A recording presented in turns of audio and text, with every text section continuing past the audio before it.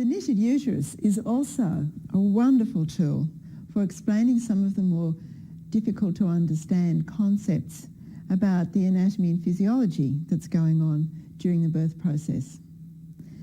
This model comes in two parts. There's the main body of the uterus, and here we have a vaginal extension. This section is held on with small invisible press studs. This particular model has been knitted in a fine wool and has a rib section through the middle, which makes it very easy to place the doll inside, gives you plenty of room for manoeuvring.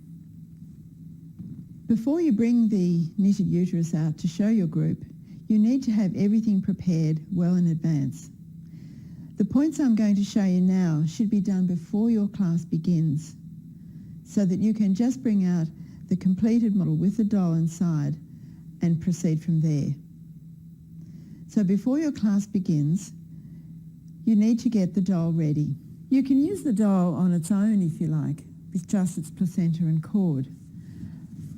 But if you'd like to add to the realism, you can create membranes by using a plastic bag and a little tie.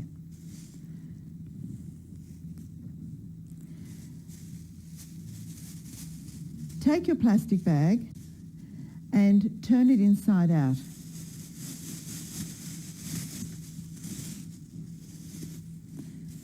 This will avoid you having a ridge of plastic across the top of the baby's head.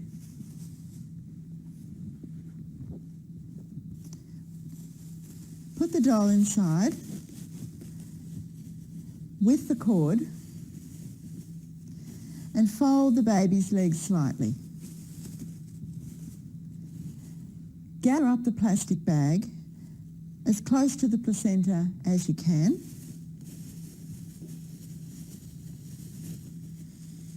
Press a little of the air out from around the baby. Gathering up the plastic bag, use the tie to anchor it around the cord.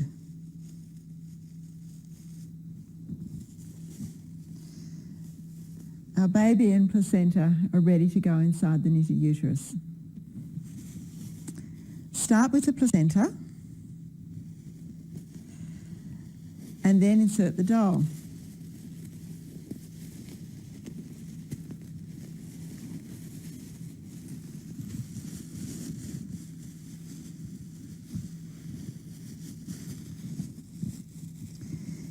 If the seam of the plastic bag has ended up across the top of the baby's head, just move it slightly to one side with your fingers. To help you locate the doll inside, it's helpful if you use one hand against the ears on the doll. I have my fingers on the ears, and so I know that this is the back of the baby's head. That can be very helpful as the demonstration proceeds. Your model is now ready to be used. You'll have all of this prepared before the class begins, and you can keep it tucked out of sight until you're ready to introduce it at the appropriate moment. The vaginal extension can go in your pocket. You'll need to bring that out later on. And now you're ready to begin.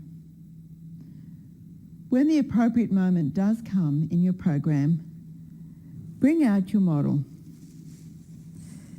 People would no doubt laugh. It's quite amusing, but it also represents very clearly what it's like to have a baby inside, all the bumps, the bits that stick out and so on. It's surprisingly lifelike. You need to have the cervix positioned towards the back of the baby's head.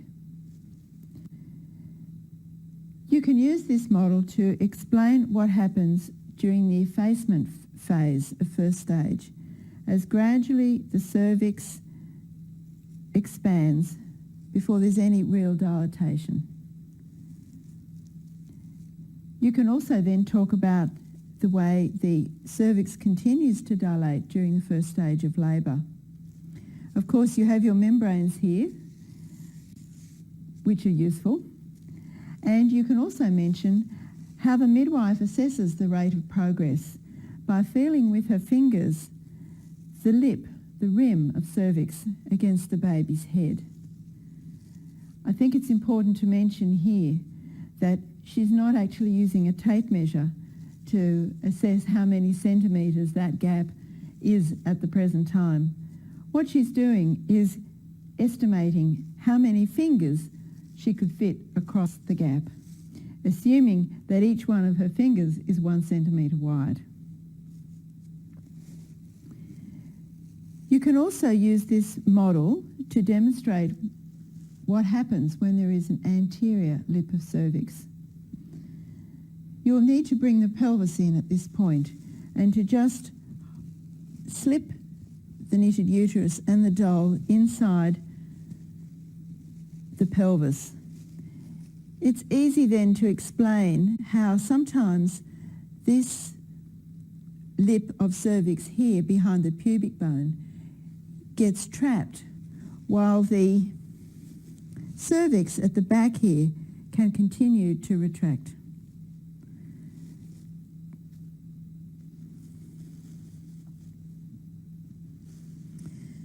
Of course, eventually we get to the point where the cervix is fully open and she's ready to move into the second stage of labour. Of course, you'll need at some point to raise the issue about when the membranes will rupture. Most commonly this occurs towards the end of first stage. And sometimes when the first pushes are underway, the membranes break at that time. Of course, sometimes babies are born completely with the membranes still intact, although this is not so common. So this might be a useful moment to talk about the rupture of the membranes and to show how this might happen. You'll need to, the easiest way to do this with a plastic bag is to just tear it. And you'll need to tuck the edges of the plastic bag just inside. So now we have no membranes and the cervix is fully open. Many parents assume at this point the baby is about to be born, but this is not the case. And you'll need to bring out your vaginal extension and attach it.